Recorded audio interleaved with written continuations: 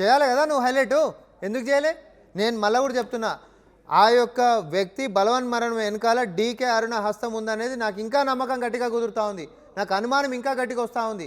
BRS BJP పొత్తుల మధ్యలో ఎవరికి సర్దుబాటుల గురించి ఏదో ఒత్తిడి జరిగి ఉంటుంది, ఆయన బయటికి చెప్పుకోలేక ఆ యొక్క అఘాయిత్యానికి పాల్పడి ఉంటాడే తప్ప అంతకు మించి నిజంగా గిట్ట డీకే అరుణ గారికి గిట్ట ముందే చెప్పుంటే ఆమె మరి ఆయన యొక్క రక్షణ చేయాల్సినటువంటి డీకే అరుణ ఈరోజు తన యొక్క బలవన్మరణానికి గలటువంటి కారణమైంది.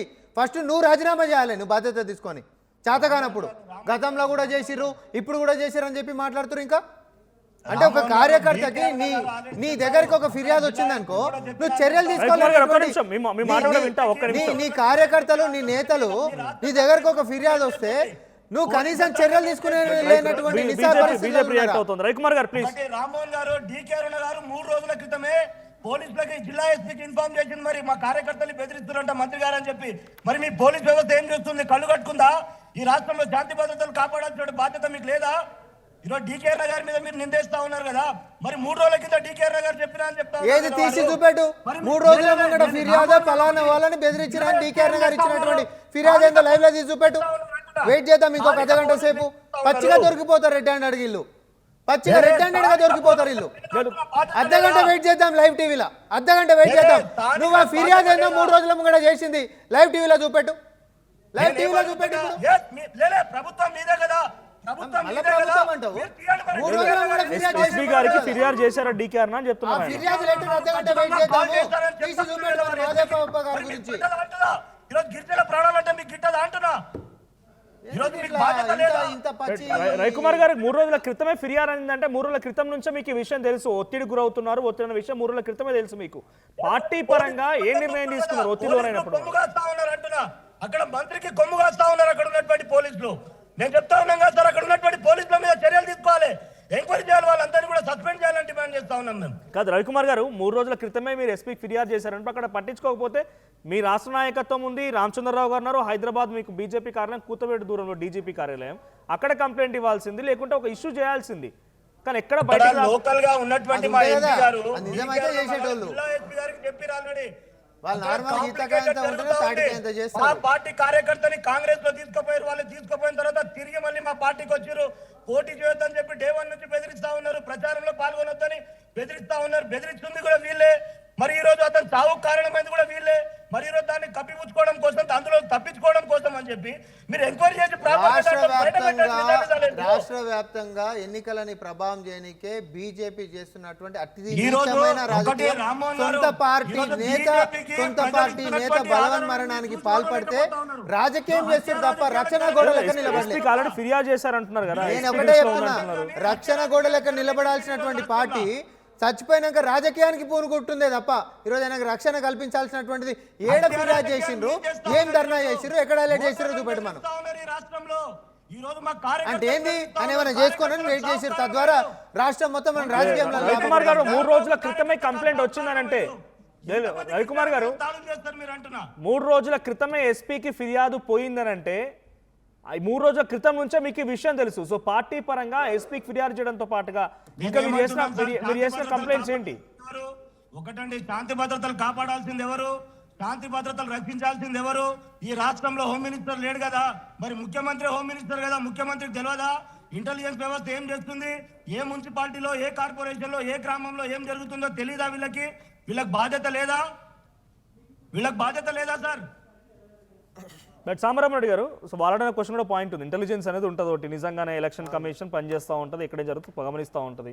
సో ఇక్కడ ఈ మరణం పైన ఎంక్వైరీకి వేసి ఎవరున్నా సరే బాధితులను కఠినంగా శిక్షిస్తామని సిద్ధంగా ఉన్నారా మీరు? దాని వెనక ఎవరున్నా కూడా నేను మీకు ఒకటే చెప్తున్నా, ఎందుకంటే మంత్రి గారి పేరు ప్రధానంగా ఎన్నికల మీద అవగాహన ఉన్నటువంటి వ్యక్తులు అట్లా మాట్లాడరు. ఎన్నికల కమిషన్ పరిధిలో ఉంటున్నటువంటివి స్వతంత్రంగా ఎన్నికల కమిషనే చూసుకుంటుంది. ఆ ఎన్నికల కమిషన్ కేంద్రం అనేటటువంటిది మళ్ళీ ఒకసారి నేను స్పష్టంగా చెప్తా ఉన్నా, కేంద్రంలో అధికారంలో ఉంటున్నటువంటి పార్టీ నుంచి ప్రాతినిధ్యం వహిస్తున్నటువంటి నేత చెప్తే ఎన్నికల కమిషన్ పట్టించుకోకుండా ఉంటుందా?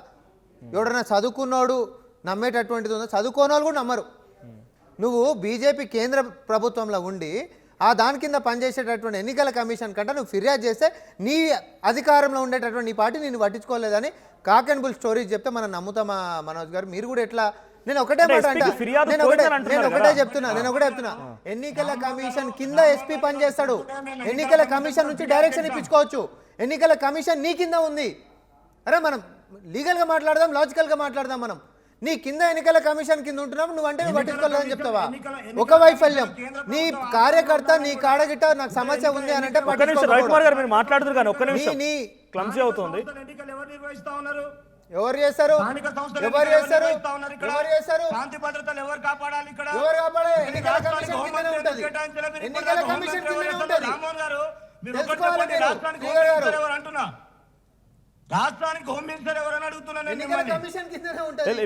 ప్రజెంట్ నేను yes, ఎన్నికల కమిషన్ నేను ఏమంటున్నా? ఎవరు ఎన్నికల ప్రభుత్వం కమిషన్? అధికారంలో నీది. ఉన్నది ఎవరు? నీ పార్టీది. అధికారంలో ఉన్నది ఎవరు? ఆయన ఆత్మ అధికారంలో ఉన్నది ఎవరు? ఆయనని బలవన్మరణానికి పురిగొల్పు. రవికుమార్ గారు ఒక్క నిమిషం మీ దగ్గరికి వస్తాను. నేను కంక్లూజన్ తీసుకుందాం. మీరు అడిగినట్టుగానే ఎంక్వైరీకి సిద్ధంగా ఉన్నారా అనేటువంటి క్వశ్చన్ కాంగ్రెస్ పార్టీ అడుగుదాం. ఎంక్వైరీకి సిద్ధంగా ఉన్నారా? మేము ఫిర్యాదు విచారణ చేపిస్తామని మేము అంటుంటే సిద్ధంగా ఉండేది. మేము ఫిర్యాదు ఇవ్వమనండి ఫస్ట్. ఎందుకు ఆలస్యం చేస్తున్నారు? ఈ డ్రామా బాజులు ఎందుకు?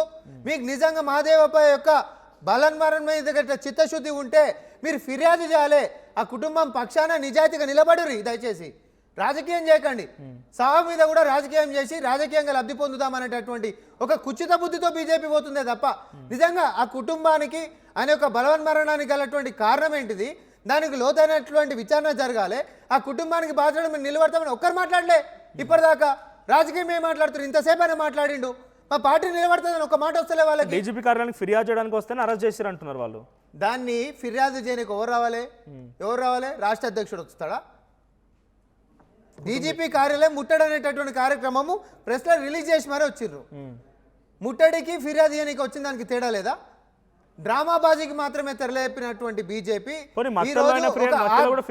ఈ రోజు ఒక బలవన్ మరణం మీద రాష్ట్రంలో రాజకీయాన్ని ప్రభావితం చేసేటటువంటి కుట్రకి పూనుకున్నారు. కేంద్రం కింద ఉంటున్నటువంటి ఎన్నికల కమిషన్ పర్యవేక్షణలో జరుగుతున్నటువంటి దీంట్లో ఎట్లాంటి లొసుగులు జరిగేటటువంటి ఆస్కారమే లేదు. దానికి స్వచ్ఛందంగా మంత్రివర్యులు వాకటి శ్రీహరి గారు మీడియా ముందుకు వచ్చి ఏ విచారణకన్నా నేను సిద్ధమనేటటువంటి పారదర్శకత ఆయన యొక్క ఔన్నత్యం మంచితనాన్ని ప్రకటిస్తూ ఉంది. కానీ ఇదే డీకేఆర్ గారు బయటకు వచ్చి ఏమంటాడు? నేను ఫిర్యాదు చేసినా పట్టించుకోవాలని గాలి మాటలు మాట్లాడుతూ ఉన్నారు. ఇవి నడవవు. మీ యొక్క ఈ ఫిర్యాదే అందలేదంటారా? నేను సింపుల్గా అంటున్నా, రక్షణ గోడ లెక్క నిలబడాల్సినటువంటి మీరు అసలు 3 రోజులు ఏం చేశారు అంటున్నాను గజ్జపూరి. ఫిర్యాదు ఇచ్చామంటున్నారు అరే పోలీసులు. చూపెట్టుండ్రు అబ్బా, ఎన్నికల కమిషన్ కి ఇవ్వాల్సిందే, నువ్వు చూపెట్టుండ్రు అంటున్నా. రైట్ రవికుమార్ గారు ఫైనల్ కంక్లూడ్ చేద్దాం. సో బీజేపీ ఫిర్యాదు చేసినాం ఈ రోజు పొద్దున్నే. ఈ రోజు పొద్దున అడుగుతా ఉన్నా, వాళ్ళు విచారణ చేయమని డిమాండ్ చేస్తా ఉన్నాం. విచారణ నిష్పక్షపాతంగా చేయమని డిమాండ్ చేస్తున్నాం. విచారణలో మీ మంత్రిది, మీ కాంగ్రెస్ పార్టీది, పోలీస్ విభాగంది వైఫల్యం ఉందని చెప్పి వాళ్ళ నిర్లక్ష్యం వల్లనే మీ మంత్రి గారి యొక్క ఒత్తిడి వల్లనే మా కార్యకర్త చనిపోయాడని చెప్పి రుజువు అయితే సస్పెండ్ చేస్తారా? అంటే ఈ మరణం పైన మాట్లాడరు అంటున్నారా మీరు? అసలు మాట్లాడు. కాంగ్రెస్ పార్టీ నుంచి సస్పెండ్ చేస్తారా? చేయాలని డిమాండ్ చేస్తా ఉన్నాం. ఆ కుటుంబాన్ని ఆదుకోవాలని కూడా డిమాండ్ చేస్తాం. వాళ్ళు విచారణకు సిద్ధంగా ఉన్నారు. ఇప్పుడు కూడా అంటున్నాం ఫిర్యాదు ఇవ్వమని, ఇంకా ఇప్పటికి కూడా ఫిర్యాదు చేయలేరు. ఆల్రెడీ అంటున్నా ఫిర్యాదు ఇచ్చాం, స్థానికంగా ఫిర్యాదు ఇచ్చినాం, జాతీయ ఎస్టీ కమిషన్ కూడా ఫిర్యాదు ఇచ్చినాం. కమిషన్ కూడా వెళ్తా ఉంది అక్కడికి. ఈ రోజు విచారణ కమిషన్ కూడా వెళ్తా ఉంది. ఫిర్యాదు కాపీ చూపెట్టమనండి. ఇప్పుడు మరి అది డీజీపీ గారు మీడియా ముందుకు వచ్చి ఫిర్యాదు డీజీపీ గారు కరెస్పాండెంట్ స్థానిక పోలీస్ స్టేషన్ కి చూంటారు. వచ్చిందా లేదా ఎంక్వైరీ చేసిన తర్వాత రాలేదు సార్ అనగానే మీడియా ముందుకు వస్తారు. ఇప్పుడు మేమన్నా ఉల్టా ఫిర్యాదు ఏంటి, మనం విచారణ జరిపిద్దామని చెప్పి అంతే తప్ప బలవన్మరణం మీద రాజకీయం చేసి ఈరోజు రాజకీయంగా లబ్ధి పొందేటటువంటి కుట్ర రాజకీయాలు బంద్ చేయాలంటున్నారు బీజేపీ. రవికుమార్ గారు వాళ్ళు సిద్ధంగా ఉన్నారు. ఫిర్యాదు ఇస్తే దానికి విచారణ చేసి ఎటువంటి విధంగా దీని వెనుక ఎవరు హస్తం ఉన్నా మేము ఎంక్వైరీ చేస్తామని అంటున్నారు. ఒకటి రామ్మోహన్ గారు చెప్పినట్టు నేనేమంటున్నా, ఒకటి అక్కడ ఫిర్యాదు చేయాలి పొద్దున్నే అంటున్నారు. వాళ్ళు మనిషి ప్రాణం పోయినా అనేటువంటి శోకచంద్రంలో ఆ కుటుంబ సభ్యులు ఉన్నారు. తన భార్య తన పిల్లలు ఏడుస్తా ఉన్నారు. ఒకవైపు మా పార్టీ కార్యకర్తలకు అందరికి తెలిసేసరికి పొద్దున 6-7 అయింది. మా పార్టీ కార్యకర్తలు వచ్చిన తర్వాత ఫిర్యాదు చేసి ఇందాక డీజీపీ ఆఫీస్ ఫిర్యాదు కోసం పోయినాం. ఈ రోజు ఢిల్లీలో ఫిర్యాదు చేసినాం మేము కమిషన్.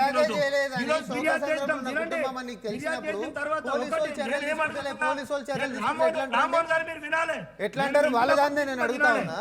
ఫిర్యాదు చేయకుండా కాదు. మన ఎవరు రవికుమార్ గారు నువ్వు అన్నది నిజమే. ఎవరి కుటుంబమైనా బాధలో ఉంటుంది. మనం ఆ విషయంలో రాజకీయం చేయడానికి లేదు. కానీ శోకసంద్రంలో ఉంటున్నటువంటి కుటుంబం అని తెలిసినప్పుడు మీరు రాజకీయం చేయడానికి పోలీసు వాళ్ళు చర్యలు తీసుకుంటలేరు. పోలీసు వాళ్ళు చర్యలు తీసుకుంటారు. చర్యలు తీసుకుంటారు. ఫిర్యాదు రాకుండా ముందు చర్యలు రాజకీయం ఎందుకు మొదలు పెట్టినాం? ఫిర్యాదు చేస్తాం, మీరు కనుక్కోండి. ఇక మళ్ళీ ఇప్పుడు ఫిర్యాదు చేస్తాం. అంటే ఇక్కడ ఇంకో పాయింట్, ఎవరైనా అటాక్ చేసి ఉంటే శాంతి భద్రతల విఘాతం కలిగి ఉన్నది, లేకుంటే పోలీసులు ఏం చర్యలు తీసుకుంటారని అనొచ్చు. సో తనంతట తాను బలవన్మరణానికి పాల్పడ్డాడు కాబట్టి దీని వెనుక ఏం హస్తం ఉంది, నిజంగా ప్రేరేపించడం బయట పెట్టాలి. బలవన్ మరణం అని మీరు ఎట్లా చెప్తారు అంటున్నా? మీ వల్లనే చనిపోయిందని చెప్పి మీ మంత్రి వల్ల మేము అదే అంటున్నాం. మీ డీకే హరినో లేకపోతే మీ రామచంద్రరావు చంపిండి అంటున్నాం మేము కూడా. రైట్. Thank you. 3 రోజుల కిందనే ఎస్పీకి చెప్పింది. థ్యాంక్ యూ రవికుమార్ గారు, థ్యాంక్ యూ సామరామరెడ్డి గారు. సో మొత్తంగా మక్తల్ మున్సిపాలిటీ పరిధిలోని 6వ వార్డులో బీజేపీ అభ్యర్థిగా కంటెస్ట్ చేస్తున్నటువంటి మహదేవప్ప మరణం రాష్ట్ర రాజకీయాల్లో కొంత వేడెక్కింది. బీజేపీ శ్రేణులు పెద్ద ఎత్తున ఆందోళన చేపడుతున్నారు. డీజీపీ కార్యాలయం ముట్టడి చేపట్టారు. ఇప్పుడు మక్తల్లో కూడా హైటెన్షన్ కొనసాగుతుంది. ఇక్కడ ఏకంగా ఆ వార్డులో ఎన్నికను కూడా రద్దు చేసింది ఎలక్షన్ కమిషన్. ఇంకా ఈ రాజకీయం మరింతగా వేడెక్కే అవకాశం ఉంది, మరింతగా అగ్గి రాజుకునే అవకాశం ఉంది. దీని ముగింపు ఎలా పలుకుతుందో చూడాలి. సో దీని వెనక నిజంగానే మంత్రి లేదంటే ఇంకెవరైనా కాంగ్రెస్ నాయకుల ప్రేరేపితం ఉందా? దాన్ని మానసికంగా ఒత్తిడి గురి చేస్తే తన మరణానికి కారణమయ్యారా? విచారణ చేయడానికి సిద్ధంగా ఉన్నామని కాంగ్రెస్ పార్టీ అంటోంది. డీజీపీ కూడా ఇంతవరకు ఫిర్యాదు అందలేదని అన్నారు. మరి ఎటువంటి విచారణ ముందుకెళ్తోంది, ఎవరి హస్తం ఉందనేది బయటపడుతుంది అనేది చూడాలి. సో మీ అభిప్రాయం ఏంటి? నిజంగానే ఎవరో ఒక ఒత్తిడి చేయడం మూలంగానే బీజేపీ నేత మహదేవప్ప బలం మరణానికి పాల్పడ్డారా? సో మీరేమనుకుంటున్నారు కామెంట్ చేయండి. ఇది కాంగ్రెస్ పార్టీ చేసినటువంటి జిల్లా నుంచి ఉన్నటువంటి ముఖ్యమంత్రి, ఈ నియోజకవర్గం నుంచి ఉన్నటువంటి మంత్రి కలిసి చేసినటువంటి వాళ్ళు చేస్తున్నటువంటి ప్రక్రియ అంతా చూస్తుంటే ఇది ఖచ్చితంగా వాళ్ళ భయభ్రాంతులకు గురి చేసి ఈరోజు చేసి పెట్టిన ఈ అధికార పార్టీ నాయకులు ఈరోజు వాళ్ళ మీద చర్య తీసుకోవాల్సిందే. ఎలక్షన్ కమిషన్ ఎమ్మడే ఇక్కడ ఉన్నటువంటి పోలీసు అధికారుల మీద యాక్షన్ తీసుకోవాల్సిందే. ఈ కేసును తప్పుదారి పట్టిస్తున్నటువంటి పోలీసులని వెంబడే సస్పెండ్ చేయాల్సిందే. గతంలో కూడా జరిగింది ఇట్లనే. ఈ ఎలక్షన్ కూడా ఇంకోటి దగ్గర జరిగింది. కోస్గి ఎన్నికల్లో కూడా పోటీ చేయొద్దని ఒత్తిడి చేసిండ్రు, ఈరోజు ప్రచారం చేయొద్దని ఒత్తిడి చేసిండ్రు. ఇన్ని రకాల ఒత్తిళ్లను తట్టుకోలేక నువ్వు గెలిస్తే కూడా ఎత్తుకపోతాం, నువ్వు గెలిచినాక మేము ఎత్తుకపోతాం అనేటటువంటి భయానికి భయపడిపోయి ఏం చేస్తారంటటువంటి భయంతోన ఇలా ఆయన స్పష్టంగా మనకు అర్థమవుతుంది.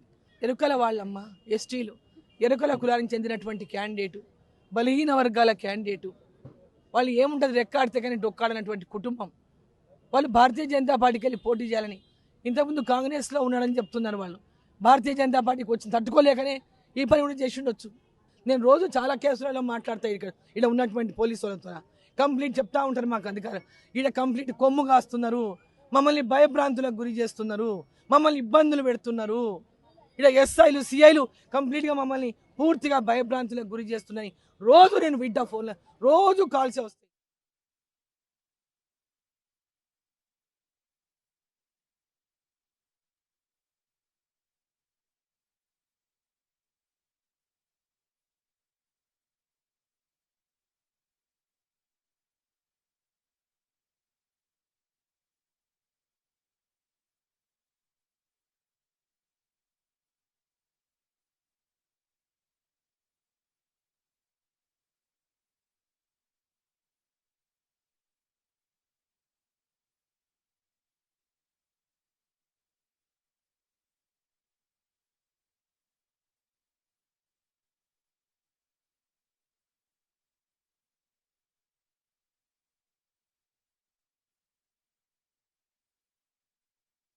అసలైన తొలి వెలుగు. ఫాలో వాట్సాప్ @తొలి వెలుగు official.